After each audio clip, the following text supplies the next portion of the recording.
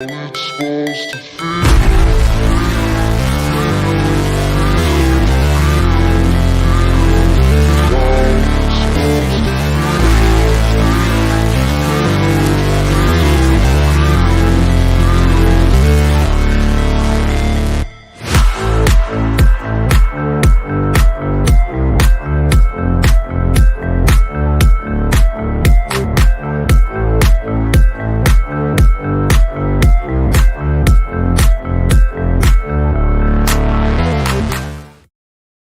Yo, yo, yo. Welcome to the NS9 Postgame Show, part of Pittsburgh Baseball Now. I'm your host, Anthony DiNardo. With me, we got Tyler. And Tyler, we have another Pirates win. You know, when we started this show on Pittsburgh Baseball Now, we went 0 for, what was it? I can't remember, but like the Pirates just refused to win games. Yeah, it was probably 0 for 7, somewhere around that ballpark. I mean, it was definitely a week. So 7's an easy number, if not more. But today, on July 12th, the Pirates have won 9 of the last 14 games, Ty. And I believe this is this 4 in a row? You know what's fun to me? This is 4 in a row. Yeah, screw that.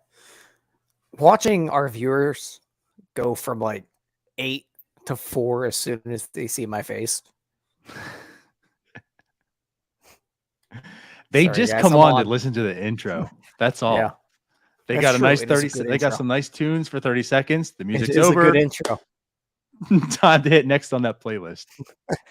Oh boy, he's on again. Okay, skip. Right. Skip. Oh man, we need to get them drops back. Oh Lord. Pirates won. But Pirates won. And like it's been pleasant. On a bullpen it's been fun to watch. Chris Stratton bullpen started. And Jake Marisnick. Like, come on. Jake Marisnick. Like you talking about yesterday, the undesirables. You know, not to put Jake Marisnick in the same category as some of these other players, but what was it? 5 putouts in a row? MLB record for center field? I'll tell you what. You would think that people are banging on trash cans the way he's hitting the baseball right now. Yeah, and I was just talking about defensively. But right, then he hits another home run. He comes back and he's 2 home runs in 2 games. Jake Marisnick, fellas. Yeah, I mean, that's immediately what came to my mind. I was thinking about who's got the grandpa hat. What happened? What? Oh, gotcha. No, Andy says Grandpa Simpson's hat rack meme. Yeah, the viewers, they come in and then they go out. Yeah, I get it. You see me. Makes sense. Yeah, Jake Marisnick, he plays a great center field and a couple really good games of quality at bats. Yeah, very much so. Didn't hate this signing to begin with. And I mean, I didn't hate it because he's a quality fella. Again, that's why I'm saying it's a good trade chip at the deadline. He's a good 4th outfielder. Playoff teams need that type of a player. This is why the Pirates don't need that type of a player. And I didn't mind the signing because he's good defensively, you know, and think about where this season started. We didn't expect Jack Swinski to be on the team, let alone quality player. Like they needed outfielders. We weren't sure what was going to, you know, come as far as depth in the outfield. So I didn't mind the signing. I know he got injured, but he showed before the injury how great he was defensively. Now he's coming back, still has good defense. The bats, again, 2 games, but the bat's been here. So yeah, good on Jake Marisnick. Big game. So 1 for 3 with a home run as mentioned, and an MLB record now apparently for center fielders and 5 straight putouts. I don't know what that means, but okay. Like, fine. Okay. Fine. Let's get to the pitching side, though, as Dave White says. So better pitching than I expected tonight with the bullpen. Yeah, so it does. It seems like that happens to occur whenever you have those bullpen days. Guys just exceed expectations. Guys that really stink end up having good outings. And I think we've seen it plenty of times before where we've had these bullpen days that end up coming together as a good outing. And I do think a lot of it might at this point have to do with the Marlins kind of stink right now. Their lineup is bad. Yeah, and going back to another comment by Dave, I mean, it doesn't help that Jazz is on the IL right now. Like we mentioned yesterday, like it's not as if it's not like the Marlins offense is terrible, but not having Jazz certainly helps the Pirates on that end. But Pirates don't I mean, have Brian Brian Reynolds. Anderson's. Well, the Pirates don't have Brian Reynolds. They also don't have much else outside of Brian Reynolds. Yeah. And for a while, they had Brian Reynolds, and that wasn't good either. So, yeah. But yeah, what the Marlins have put out there has been not good. it hasn't. But again, like I want to go. Like I mean, Birdie, Cooper, Aguilar. I mean, Jesus Aguilar is what I just go to all the time. How you could just find cheap first baseman. I mean, he's just like the epitome of that. So like it's not terrible in that end. Brian Anderson's back from injury, and he's a good hitter too. But yes, like Jazz makes a huge difference in that lineup, and he's not there. But like, let's start with Stratton. You know, you and I saw it live on this show last night that he was starting. What's going on? What does that mean? And it's funny how you and I were thinking like, and I'll out us. So Anthony, we saw your message last night. Whose turn was it in the rotation? And Tyler and I both said like we saw that, but as we're still trying to talk, we're thinking in our heads, and we couldn't figure it out. And freaking Rowansy, like this would have been his turn, but he's not in he's not in Pittsburgh anymore. He's not with the club. So clearly it was a bullpen day. Yeah, and it was one of those days that the bullpen just kind of came together. Like Stratton threw probably as well as he has in a long time. I mean, he's a former starting pitcher. He threw fine. Dylan Peters came in. He threw fine. I'll definitely say not as well as he has in a while. I mean, he was getting hit hard. He got actually kind of lucky though. He has not thrown fine in a long time. Like I get your point, but I'll say he escaped today. He went 2.1, 1 earned run. Thank God. That's how I'll give credit today. I definitely will give credit to Shelton today, pulling the hook there early on him, because it's a bullpen day. He might, in some instances, try to get that extra inning, get to the third, then go Peters. He did pull him a little, maybe a hair early than what was originally planned, or maybe late. Who knows? Maybe they planned on 2 innings, but he had a good. I'll say, like, to his credit, he was very efficient. I mean, he was getting hits. Yeah, they were turning the outs, which led to his efficient outing per se in the 2.1. So like you're right. I don't know what the plan was. Was it just 1 inning? Was it 2? But the way he was pitching, he could have gone more than 2 as he did. Then of course, didn't look too well in the third. So he got pulled out. You mentioned they go to Dylan Peters.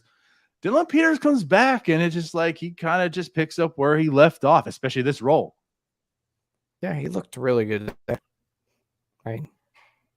No complaints there. Just really, he gave up 1 run, and then the run that was inherited by Stratton. Mm-hmm. Yep, 2.2 from him, 2 hits, 3 strikeouts. I mean, he looked good. And what we talk about with this bullpen, especially because of Bednar, right? Like, you got to save Bednar. We see he got injured. I don't know if that had much to do with as his usage per se, but to have Crow, yes, Stratton, to get Dylan Peters back, I think it's huge for this. And of course, now, not that he pitched tonight, but we're talking with De Los Santos, like his emergence. Not to say this is a good bullpen, but there's now some arms you could maybe rely on and not have to pitch Bednar for 3 innings to get yourself a win. Yeah, I mean, it's just something about those bullpen days, man. Like, it all seems to somehow come together, where they all pitch a little bit above their head. The Rays are on to something. I wouldn't recommend it because it's ugly, but it gets done. And once again, whenever we're talking about this many guys having a good night, 2 nights in a row, something might be wrong with the other team's offense. And I mean, the Pirates have 4 wins in a row. Something might be wrong with the other team right now. Yeah.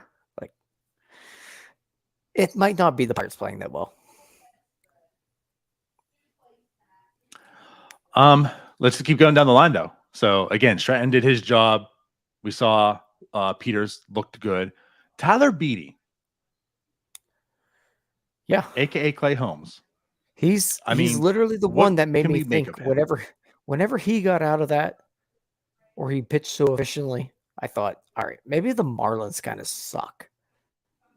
So that was the Because turning this point. guy's So when Beatty did it, you're like, that okay, was this when got to like be I the was like, Marlins. something's off here. Like, there's a reason that the Pirates are pitching well all of a sudden. And it's not because Tyler Beatty is good. Because he's really Okay. not. But he pitched very well tonight.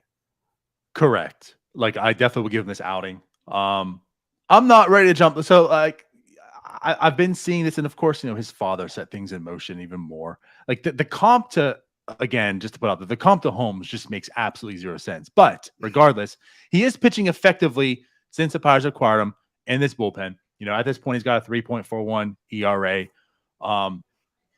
I'm not ready to anoint him as a good pitcher yet, but he did his job tonight. And like, I will give him that. Then, of course, Will Crow comes in, does Will Crow stuff. I mean, he looks back to his old self, right? So he goes 1 inning, 1 strikeout. And then David Bednar comes in to close it out. 1 inning, 1 strikeout. Does give up a bloop hit to right field. No worries there.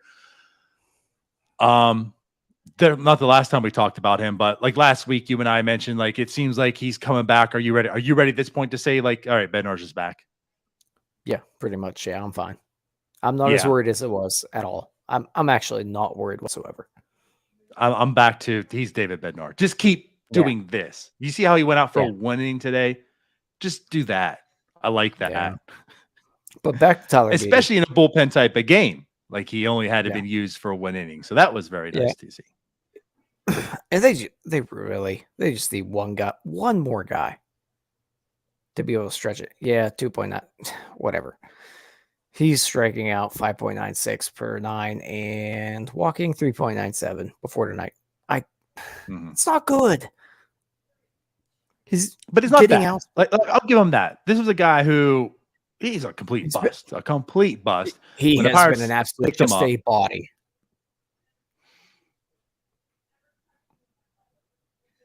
That's a plus for this bullpen.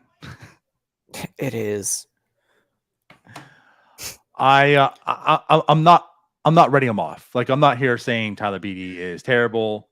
He's done. But I'm also not here saying like Tyler Beatty is good, and I'm not going to hop on that train by any means yet, because there's still stuff that he's a guy. He's kind of a guy right now. He's a body that is somehow getting outs. And I will, until as soon as he stops getting outs, I'm going to turn so hard on him. All right, let's go to the offense, though. So, of course, we talked about Marisnik. Awesome. Diego Castillo has his another multiple hit game. He goes 2 for 4 today. I don't know what to take of Diego. Like, his June was really, really weird. I could be wrong, but top of my head, I think it ended at 9 hits, 6 home runs. He's scattering a little more hits in there now, but he's absolutely like just killing lefties still. He hits lefties, dude. Like, he hits lefties. Yeah. That's what he is. And a remarkable. I mean, his splits, he just wrecks lefties and is just horrible against righties. I have not looked at his splits one time in my life, but I can tell you he hits lefties. Like, every without time looking at the splits, you can tell that they're probably very terrible against righties. Yeah. So These Diego eyeballs. has a multiple hit game. Newman, I just got, again, like Kevin Newman, since coming from the IL, has had a hit in every game back. Cool. Just point of note. Again, 800 previous plate appearances have much more of an impact. But of note, just to say, hey, kudos, Kevin Newman. You have hit in every single game. Yeah. You know what? I have something that kind of clicked with me today. Maybe I don't hate Kevin Newman starting at second as much, because watching him and Cruz interact, even on that double play turn that didn't happen, right? Just watching Cruz be able to go to a guy that has played the position a lot in his career, maybe I don't hate it as much as my silly brain did. So I'm okay with it a little bit maybe right now, but whenever Kevin Newman stops hitting, I'm sure I'll be angry again. So I guess really what you're going at is it's a lot less of you like to see Kevin Newman at second and more of because O'Neal Cruz is at short, Kevin Newman is a nice compliment to Cruz. You like it more because of O'Neal Cruz and a lot less because of just Kevin Newman in his entirety. Yeah. And yeah. I mean, that makes sense. Yeah. For O'Neal Cruz's sake, to have it's that. I it's that I can understand that. I can understand that. I don't mind him being there at second with O'Neal Cruz. It's almost like having Chavis at first to me, where I really need Michael Chavis at first base when O'Neal Cruz is at short. Because O'Neal Cruz tends to throw the ball into the dirt. I need him to get saved from some errors. Also, I kind of I'm with you. At the same time, I like watching Ke'Bryan Hayes and O'Neal Cruz interact. That makes it fun. You got two shortstops over there. Really. The camera did catch O'Neal Cruz and Ke'Bryan Hayes a good bit tonight, just interacting, and I was like, this is fun. This team doesn't suck as bad. And then you saw it was the time where the shift was on and Hayes was more or less playing short, right? Got that. And you saw Cruz got in the pitcher, Hayes was going behind him, or vice versa, I forget. But yeah, they're laughing at each other.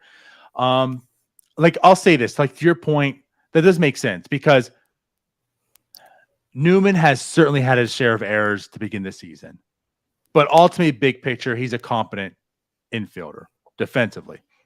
Also, when you compare him to what the Pirates have defensively, he's competent enough. So you have a guy like Ke'Bryan Hayes at third.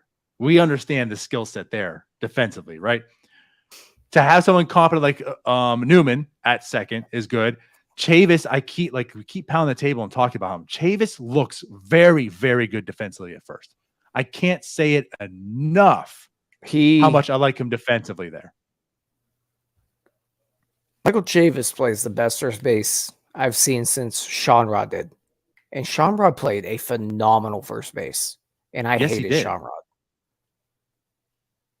There is a significant amount of value by playing a really good first base, especially when you got a guy like O'Neal Cruz. And it's more than just being able to pick the ball and all that stuff.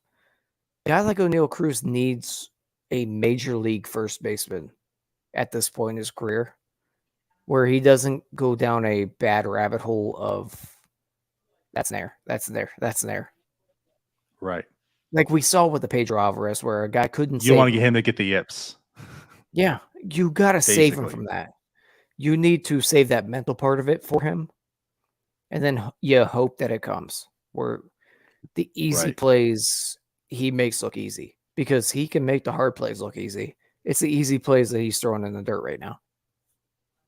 Yeah. No, I absolutely agree with that. And like that's alluding to, like you have one of the best third basemen in baseball defensively at third. Then you have Newman, who's very competent second. You have a good first baseman, and then O'Neal Cruz. That's what we'll end on. Again, seeing his defense tonight, all to be big picture, it's still a small sample, but we're seeing the guy can field. He absolutely can field and play the position at short. His opportunities come at throwing. So just look defensively at that infield with Newman, what you're getting to, that's a solid defensive infield. And if the liability is going to come in his throws, that's why Chavis is big. That's a very good defensive infield. Now, the thing about Newman that, yes, like what you're saying is true. I'm not believing this bat one bit. Like this is going to fall off a cliff soon. He's going to go back to being one of the worst hitters in baseball. And the problem is if you have Newman and Van Meter and Yoshi, and we'll get to our boy Delay, but eventually that's going to be normalized as well. That's a long stretch of bad hitters. And that's where the issue is, So I get what you're saying for Newman there, but eventually you got to get some offense into this lineup too. Yeah, eventually something's going to have to give. But for right now, I'm more all right with Newman being there. But more than anything, every time O'Neal Cruz starts at shortstop, Michael Chavis has to be at first base. That's the big thing for me. It's true, but the problem is if it's a righty and he's starting a short, then Chavis's bat Who are you going is to start there? eliminated. What's that? No, I get what you're saying. I know, but like, who are you going to start there right now? That's just the problem with this roster being constructed the way it is. At this point, I'm just trying to survive this year. I get it.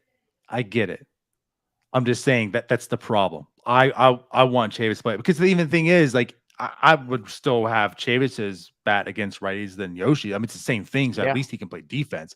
But what I'm alluding to is the issues we're having here, having Newman at second because of defense and having Chavis at first because of defense just creates so many black holes in this lineup eventually. And that's just a problem because this team's challenged offensively. Yeah, so, and it's probably my original point. It's probably less of a Newman thing than it is just all the way back to our original point of Chavis has to be at first base. Right. Like, I get it's fine to have a Van Meter there or hopefully something. God, I don't want to see Marcano much, but at some point they need to, or hopefully a Bay or whatever else is decided to throw out there. But the big picture here is Bay is what I'm intrigued in. Like, I can't wait for the deadline to come by. Hit another home run tonight. That's going to be we'll have I'm sure a long conversation about him. Yeah, but it's coming. Again, like once the deadline passes, there's you just have to. Like, there's going to be openings coming up because maybe Gamble, Marisnik, whoever, there's going to be openings. That gets Bay onto the 40-man and gets his bat and glove up here. And I'm ready for it. Like, that's the guy. Newman's, you're done. Get Bay at second. He can play it competently, and let's see what that bat's about. So that's something to keep an eye on for everyone. Yeah, Bay's time will come. It's 99.9%. Like, August 1st. Look out for Bay. I don't know. But so again, Cruz, he does go 1 for 3 as well today. Another RBI, a triple. Kind of shocked they gave that to him. I thought it was a double, but it's a triple. No, that was a triple. Yeah. Okay. Oh yeah. But yeah. So, and against a lefty. Yeah, I mean, he's still in a spot where he's getting way too many 2 strikeouts. But man, when you see it, you see it. Like, he struggled, obviously. But I talked to Jim about it. I think it's more of an approach thing. He's not attacking as early as he should. He's getting way too many 2-strike counts.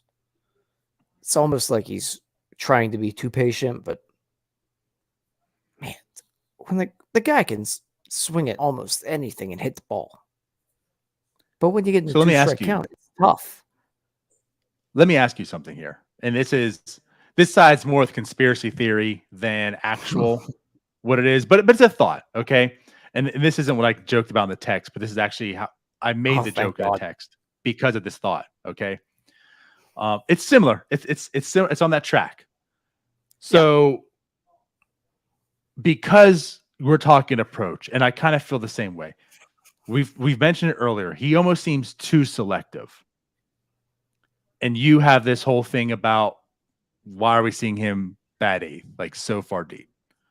Do you think maybe this is more of a developmental thing for Cruz right now? I'm just throwing this out there. Think of this thought process.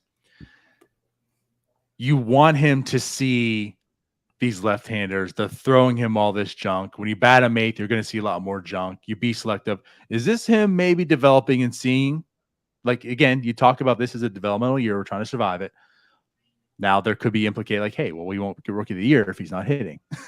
but do you think maybe there's a little bit to that? You know what? You put him in 8, he's going to see all this. Be selective. this is a great development for you. If it's, I think it's the dumbest thing I've ever heard. Okay. Because and the thing, like we saw this a little bit with Gregory Polanco, where he did hit up in the order against righties early in his career, but against lefties, he was 8th primarily. Right. But they were also competitive then when he came up. Exactly. That's the big thing, is they had an excuse to hit him that late. This team has no excuse. Yoshi is hitting ahead of him. Kevin Newman hits ahead of him. Dale Castillo hits ahead of him. Right. Hell, when Josh Van Meter's in the lineup, he hits ahead of him. Jake Marisnick hits ahead of him. Like, there's no reason for it. And that's what I said too with us. Like, I have less beef with O'Neill Cruz batting 8th. Like, him batting 8th, I don't go crazy upset like this is ridiculous for. If this is the 2015 my thing is Pirates, Yoshi batting cleanup is the problem. Like how is Yoshi batting cleanup? So you can make an excuse and reason to have O'Neill Cruz batting 8th. There's absolutely zero excuse or reason to have Yoshi batting cleanup. Which ultimately turns into then why is O'Neill batting 8th if this is a 2015 Pirates and O'Neill Cruz is coming up, I'm okay with him in 8th against the lefty. Yes. Right. 100%. This is one of the worst teams in baseball. Maybe we throw him up there where he can see a fastball every now and then. And he doesn't have to worry about just trying to work on getting on base. I get that. And that's what I want to say.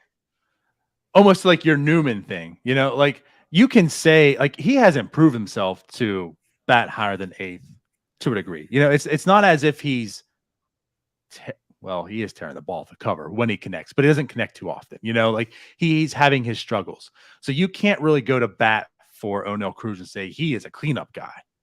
The issue is the 4 other guys that are batting ahead of him are even more terrible. So now how do you have that building excuse and reason to bat O'Neill 8th? That's where I'm at. Yeah. It's not so much that O'Neill Cruz has proven himself to be a cleanup guy. It's just Yoshi sure as hell isn't. But I also definitely think there's something to be said about lineup protection. And I know everybody that's in the sabermetric community kind of think, I don't know anymore actually, but at one point nobody thought it existed. I still do think it exists. Hitting 8th, he's never done it before. Probably in his life, he's never been 8th in the order. Mm-hmm. Hit him up at the top of the order where he's used to. Let him see a fastball every now and then, and just let him try to be O'Neill Cruz. Right now, it seems like, I don't know if it's him trying to prove that he can walk every now and then. I don't know if it's a coach somewhere telling him he's got to improve the OBP. I don't know exactly what it is. I hope it's not a coach, because they should be fired immediately if they are. Let him be himself. Let him go up there and attack the early fastball or that hanging slider instead of getting in all these 0-2, 1-2, 2-2 counts. Let him be O'Neill Cruz. The guy hits baseballs hard. Right. But like that's part of the problem. It seems like he lays off the hanging. Yeah, and then he is. He chases the one that's going low and away. Yeah, because he's got 2 strikes on him every time. Right. Because he's not so swinging. I get you. That's why I think a lot of his struggles per se right now is more of an approach thing to me as well. I want to see him more aggressive. Yeah, I mean, he's striking out the rate he is right now by being selective. So grip it and rip it on the offensive play. Just swing. Just swing. Right now, he's letting the game come to him when he's a guy that has to go ahead and just grab the bull by the horns. That's him as a baseball player. I like it. He's in the. I told Jim the other day, it's like Starling Marte. Mm-hmm. He's not a guy that you need to be patient. That's not who he is. Just let him go up there and be who he is. Because when you try to make him into a guy that's a patient hitter, especially when there's a guy like O'Neill Cruz, he has a very good bat to ball skill. As big as he is, he can hit almost anything. But when you get in that 2-strike count, it's damn near impossible. Yeah. And to be honest, too, like that was never a problem. He walked well enough in the minors. He didn't strike out a ton in the minors. It's just the swing. You had concerns facing major league pitching, much like Polanco. Like once he gets up here, the swing, it's got some holes. He could have some, swing and miss stuff. And it really isn't like that's not his problem, really. So like I'm with you. Be more like Marte. Like go up there, see ball, hit ball. Yeah. It's really what it comes down to. And once you get to that point, it's like it's a chicken egg type of deal. Like, are you in a position, like, are you trying to be patient because you want to walk more, or are you walking more because you're just hitting the shit out of the baseball? Yeah. Yeah. We'll move on from Cruz because we have a whole hopefully talk about him every 6 day years for the to rest talk about him too. So Yeah. let's get to our boy Jason DeLay. So once again, 1 for 3 tonight. He's now got a 747 OPS. He didn't get anyone caught stealing tonight, but he had a couple really nice throws. Kevin Newman couldn't really, and it's not, I'm not blaming Kevin Newman by any means. Just he couldn't really get the tag on, but they're really nice throws. Once again, Jason DeLay, come on now. Is he just proving himself? This is the guy, right? I mean, I think he's showing himself to be a very capable backup catcher, which gladly take right now because they don't have a starting catcher. And that's where I'm at. He's showing to be a very capable backup, which leads to the best Pirates catcher of 2022. Yeah, like he can throw well. He's putting the bat on the ball. And from everything I've seen, he's calling terrific games. I haven't really looked into it, but I'm assuming his catcher ERA is pretty good. Like when he's behind the plate, I think especially the Pirates have won now 9 of 14. Yeah. But when he's behind the plate, he's come in and the Pirates are winning. I really do think the team's ERA has to be pretty good when he's behind the plate. I haven't looked, but I don't really know how to look at that. I don't. It would take some time right now, but I mean, just effectively, again, he wasn't behind the plate when the Yankees went 16 runs on them, right? But no, I believe that was Perez, right? Not that I remember. So I think that might have started most my Perez games outside of that have been respectable as far as run score on the team. So I mean, I'm sure he does have a good ERA because no one outside of that game has like really lit up the Pirates in that sense.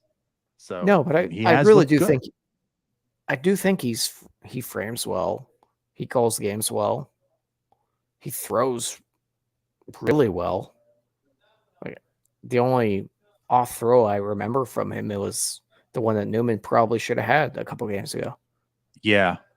I mean, that was a bad throw, but right. It was an error for him. That was his first and only error, but that was a ball Newman should have caught. Still wouldn't have been like an out, but it just would have been caught. I mean, I'm okay with him. Yeah, I'm perfectly okay with him. He's like a Chris Stewart light. So far, he's showing to be a Chris Stewart power, but I envision the light to come. That's just the thing. Like right now, he's hitting. Hey, he's not hitting 300 like Newman. My guy. What's that? He's not hitting 300 like my guy Stewie. No, yeah, Stewie had good average. He just was a very, very light hitter. Like Chris Stewart would hit 300. I think has more doubles. Right, I was gonna say like DeLay has more doubles right now. I think in his call up than Stewie had his entire career. Probably. There's a reason why on NS9 when we did the preseason bets with Ryan and I said every single time the over and under on Chris Stewart home runs at 0.5, and I only lost once. So that says a lot. But yes, again, like Jason DeLay is proving himself right now. Much like Newman, he's hitting now. I don't anticipate him hitting the same way he is currently, but the glove to me plays, and that's all I want to see right now. This 2022 Pirates catching. Absolutely, really, that's the big point. They got to have some catchers that can actually look competent behind the plate. Love to see it. I like him. Like I'm okay with him. Hmm? I don't care what he does at the plate at all. I will care. Like, I don't want him At to some point. see him Right go now. 0 for 27 like Jack Sawinski, by the way. You want to talk about that? Jack I Sawinski's guess. last 27 plate appearances, 0 hits. Big struggles. He's now down to a 101 weighted run created plus on the season. So I guess, Tyler, I mean, is this kind of why we're impressed with him? We are impressed, but pump the brakes. Yeah, like we've been saying for a while, he's probably a fourth outfielder. You're gonna go over 27 whenever you strike out 30-something% of the time. It's gonna happen. At some point, you got to put the bat to the ball, and whether that be issues with maybe Shelton has played him against a lot of lefties. They have seen a lot of them, They have. but he's probably not a guy you really want to plug in next year, like as a sure thing. That's the As a best way to put starter. it. Could he? He could. We're not here saying doubting like Jack Sawinski is nothing better than a fourth outfielder. It's just at this point, I'm not ready to, in ink, put Jack Sawinski down as right field for the future. And this is why. No. And again, it's not that, I mean, he is a rookie. They're all going to struggle. And this is obviously a very low point in this stretch. But it's just to add some caution. He has shown he has pop. So there, I take that back what I said. Right? He definitely has the pop. It's there. But this is why the batting knew that was average coming also from me, right? matters. I knew every single day it will. But this is why the batting average matters when we're in a time of baseball when everyone says batting average doesn't matter. Well, it matters because you still have to, like, his entire OPS weighted run created plus, like, it was all inflated by the power. So when you go in these stretches and you're not hitting, then you're not doing anything because everything all came from the home run from him. So if he's not hitting a home run, then he's not producing. And this is why it hurts. So this is why batting average matters. This is why contact skills matter, because you still have to be able to produce if you're not just hitting the home run. Yeah. He's a major league outfielder. He I is. think. But we're also I'll put that in ink.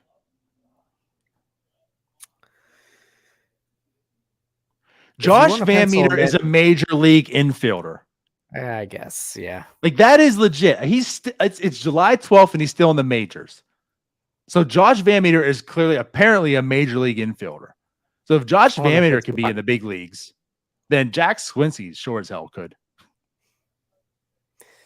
What I was getting to was we are a fan base that watched, Alex Presley had a really good, I guess it was the second call up, but really good there.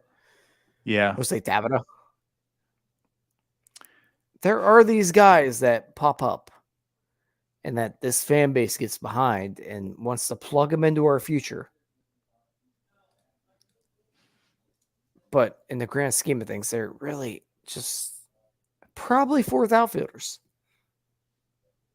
Jack Sawinski's probably one of them. The Presley one hurts. Because he clearly is. Yeah. But man, but Tabata's a good one. And Tabata, I mean, he even got an extension. You think about that. Yeah. Right? Well, yeah. But Tabata's probably the closest. It turns out that he was Sawinski, basically, just like you said, like a fourth outfielder. Yeah, and Tabata was also probably 27 at that time. Well, that's true. That's very true. But Jack Sawinski must have hit 3 home runs, Tyler, but he never leaned into a pitch. Damn it, Tabata's better. Or had a wife that was 20 years a senior. Still, we're not going to talk about that. Who was also probably only 10 years a senior. But I guess that's, again, just to lead to, not to harp too much on it, but this is why, yes, I'm impressed by Jack Sawinski. I like what I see out of Jack Sawinski, but by no means is it, let's sign Jack Sawinski to an extension today, because he is a great right fielder for the Pirates. We're not sure Nope. yet. So I just mean, pump it. really- You got plenty of time to sign a corner outfielder to an extension. Jack Sawinski really needs to have a really good end of the year. Like we talked about Mitch Keller last night. Jack Sawinski Yeah. really needs to turn it on. Because he had a really good stretch. Then we're in the stretch that we talked about now. He's really got to figure it out now. Right. So quick comment here. So Greg Allen rehab moved to No. Indy today. Is Sawinski going down when Allen arrives? I mean, I hope not. Allen, No. to me, Allen, I had no interest in him at all. No. But the Reynolds injury, I feel like now plays. No. I don't think Sawinski's going down. I'll put it this way. I don't think Sawinski's going down like at all this year. He's here to stay at this point. Unless this type of struggle really, really, really continues. But I feel like he's here to stay at this point. I don't want to see Greg Allen at all. I don't either. But this team is going to trade Gamble. They're going to trade Marisnik. You already down Reynolds. That leaves Sawinski. Like they need outfielders. I feel They like have that's them. Do they? Travis Swaggerty exists. He exists. Cal Mitchell I exists. get it. Yeah. I get it. Okay. Do we want to see Greg Allen or do we want to see Travis Swaggerty, Cal Mitchell, Chiwambe? I want to see those guys. I'm just letting you know that I don't want to see Greg see Allen a path ever. that Greg Allen will be on this team, but I don't think it's going to be at the which is expense annoying. of Sawinski. And I'm going to work myself up over it because we're going to have to see Greg Allen over other people that should be up. Right. All right, let's not talk about Greg Allen yet. This much. Let's save ourselves. I forgot he was on the team. Yeah. He was hit. I think he's hitting 400 in single. I mean, of course, single A. He's like 38 years old. But I think he was hitting like 400. So he's moving to AAA now. He's literally got to be at least my age. No, he's 29 years old. Okay, he's older than me. He can go away. I'm going to double check here, but I believe he is 29 years old. Because I know how my body feels. Not good. So do we want to wrap yeah, he's 29. He turns 30 Yeah, he's older next than me. March. So Good Lord. 29 years old. He's old. Yeah, I know. Again, like I know zero. I didn't care about them acquiring him from the Yankees to begin with, and I certainly don't right now at this point in time. But I'm telling you, we see how Charrington plays things. We see Jack Sawinski, poorly. Josh Van Meter. Like I certainly see and feel that Greg Allen will be on this club, especially come August. I 1st. do too, which is what very frustrates me. Yes, that was not a sentence. But you're Tyler. Yeah. Much like Beatty and you, not too many Tylers I know that I like. All right, so let's wrap this up here. Anything else you want to talk about before we get out? God, no. All right. Maybe so again, the Jim Pirates, showing 7 up of every now and 14. then. Jim, he asked, how long you guys been talking? When's the last time you talked to Jim? That's what we want to know. So Pirates have won 9 of the last 14. They are currently 38-50. They got 15 more games until the trade deadline. I repeat, they've won 9 out of 14. They got 2 more games against the Marlins. They got the All-Star break. They come back and play the Marlins again. The Cubs, the Phillies. Do you know it has a 3.08 ERA right now this year? Who does? This pitcher in Minnesota named Chris Archer. Do the Pirates make a run in these next 15 games? No. Get themselves near 500 and trade for Chris Archer. Good Lord. I'm going to have nightmares. Come on, Tyler. They're on a run.